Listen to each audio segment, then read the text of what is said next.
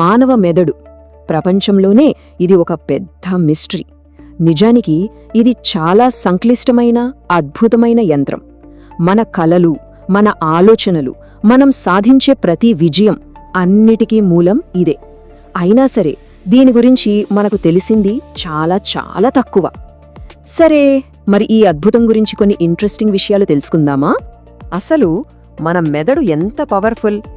ఈ ప్రశ్నకు సమాధానం మన ఊహకు కూడా అందదు. కొన్ని షాకింగ్ ఫ్యాక్ట్స్తో మొదలు పెడదాం. మన బ్రెయిన్లో సుమారుగా 100 బిలియన్ల న్యూరాన్లుంటాయి. అంటే నరాల కణాలన్నమాట. 100 బిలియన్లు. ఆ నంబర్ ఎంత పెద్దదో తెలుసా? మన మిల్కీవే గ్యాలాక్సీలో ఎన్ని నక్షత్రాలుంటాయో దాదాపుగా అన్ని కణాలు మన బ్రెయిన్లోనే ఉన్నాయన్నమాట. అంతేనా? ఇంకా ఉంది.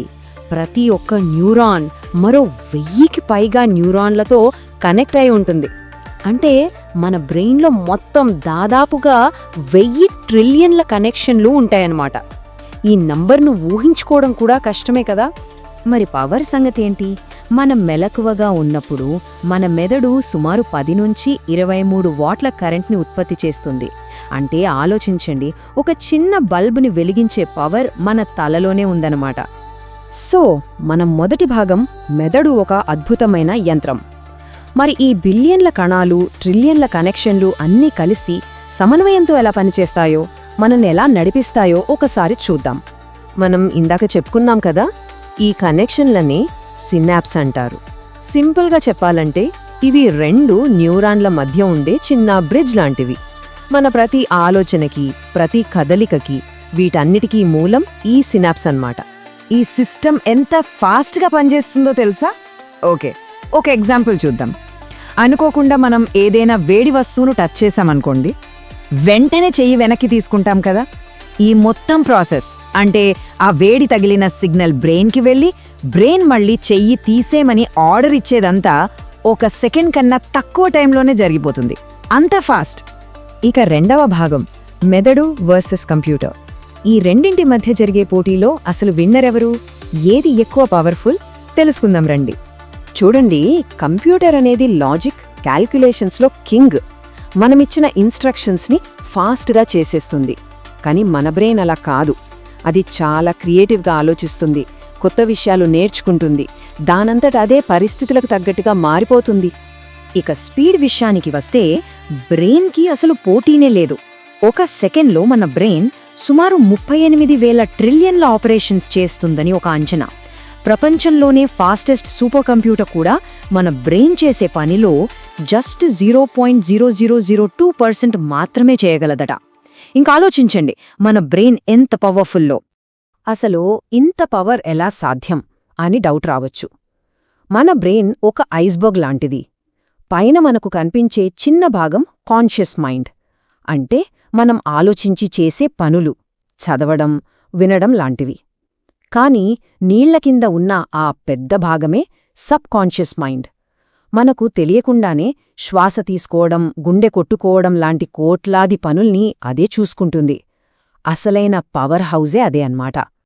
ఓకే, ఇప్పుడు 3వ భాగానికొచ్చేసాం. 10% మిత్ అండ్ ఐన్స్టీన్. ఇది చాలా ఇంట్రెస్టింగ్ టాపిక్. బ్రెయిన్ గురించి చాలా పాపులర్ అయిన ఒక అపోహను బ్రేక్ చేద్దాం. ఐన్స్టీన్ బ్రెయిన్ సీక్రెట్ ఏంటో కూడా చూద్దాం. ఈ మాట మనం చాలాసార్లు వినే ఉంటాం కదా, మనం మన బ్రెయిన్లో జస్ట్ 10% మాత్రమే వాడతాము, ఐన్స్టీన్ లాంటి జీనియస్లు ఎక్కువ వాడారు అని. నిజమేనా? అస్సలు నిజం కాదు. ఇది 100% ఒక అపోహ. నిజానికి మనం మన బ్రెయిన్లోని ప్రతి భాగాన్ని వాడతాం. ఎందుకంటే బ్రెయిన్లో ఒక్కో పార్ట్ మన బాడీలో ఒక్కో పనిని కంట్రోల్ చేస్తుంది. సో బాడీ మొత్తం సరిగ్గా పనిచేస్తుందంటే బ్రెయిన్ కూడా మొత్తం వాడుతున్నట్టే లెక్క. మరి ఐన్స్టీన్ ఎలా అంత జీనియస్ అయ్యాడు? తేడా వాడకలో కాదు, నిర్మాణంలో ఉంది, స్ట్రక్చర్లో ఉంది. అతని బ్రెయిన్లో పెరైటల్ లోబ్ అనే ఒక పార్ట్ మామూలు వాళ్లకన్నా 15% పెద్దదిగా ఉందట. ఈ భాగమే మ్యాథ్స్, లాజికల్ థింకింగ్ని కంట్రోల్ చేస్తుంది. సో విషయం పర్సంటేజ్ కాదు, బ్రెయిన్ స్ట్రక్చర్ అన్నమాట. సరే, ఇప్పుడు 4వ భాగానికి వెళ్దాం. అసలు ఐక్యూ అంటే ఏంటి? ఇంటెలిజెన్స్కి కారణం బ్రెయిన్ స్ట్రక్చర్ అని చూశాం కదా. మరి ఆ ఇంటెలిజెన్స్ని ఎలా కొలుస్తారు? అదే ఈ ఐక్యూ. దాని గురించి ఇప్పుడు చూద్దాం. ఐక్యూ అంటే ఇంటెలిజెన్స్ కోషెంట్, సింపుల్గా చెప్పాలంటే ఒక మనిషి ఇంటెలిజెన్స్ని అంచనా వేయడానికి పెట్టే ఒక స్టాండర్డ్ టెస్ట్ అన్నమాట. ఇందులో వయస్సు, అలాగే ఎంత ఫాస్ట్గా ఆన్సర్ చేస్తున్నారు అనేదాన్ని బట్టి స్కోర్ ఇస్తారు. సాధారణంగా చూస్తే 90 నుంచి 109 మధ్య స్కోర్ వస్తే యావరేజ్ అని, 140 దాటితే జీనియస్ అనంటారు. ఐన్స్టీన్ ఐక్యూ 160 నుంచి 190 మధ్య ఉండేదని అంచనా వేస్తారు. అయితే ఇక్కడొక గుడ్ న్యూస్ ఏంటంటే ప్రాక్టీస్తో మన ఐక్యూ స్కోర్ను కూడా పెంచుకోవచ్చని సైంటిఫిక్గా ప్రూవ్ అయింది. ఇక చివరి భాగానికి వచ్చేశాం. మెదడుకు పదును పెట్టడం ఎలా? ఐక్యూని ఇంప్రూవ్ చేసుకోవచ్చు అని చెప్పుకున్నాం కదా, మరి మన బ్రెయిన్ని షార్ప్గా, యాక్టివ్గా ఉంచుకోవడానికి కొన్ని సింపుల్ టిప్స్ ఏంటో ఇప్పుడు చూద్దాం. మన బ్రెయిన్ని షార్ప్గా ఉంచడం కూడా ఒక రకమైన ఎక్సర్సైజ్ లాంటిదే. ఫస్ట్, ఏదైనా కొత్త స్కిల్ నేర్చుకోవాలి. ఉదాహరణకి జగ్లింగ్ లేదో ఒక కొత్త భాష. రెండోది, డీప్ బ్రీదింగ్ ప్రాక్టీస్ చేయాలి. దీనివల్ల బ్రెయిన్కి మంచి ఆక్సిజన్ అందుతుంది. మూడోది, అప్పుడప్పుడు మనం ఎక్కువగా వాడని చేతో పనులు చేయడం, అంటే రైట్ హ్యాండర్స్ లెఫ్ట్ హ్యాండ్తో బ్రష్ చేయడం లాంటివి. దీనివల్ల బ్రెయిన్లో కొత్త కనెక్షన్స్ ఫామ్ అవుతాయి. ఇంకా రోజుకి 7-8 గంటల మంచి నిద్ర చాలా ముఖ్యం.